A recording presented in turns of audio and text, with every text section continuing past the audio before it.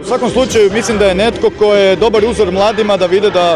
da to što vježbaju, da to što uče, da to što se školuju, rade naporno nije uzalud i mislim da je u ovoj zemlji potreban netko ko će donesti takav pogled na život, jer u jednom momentu me uvatila panika.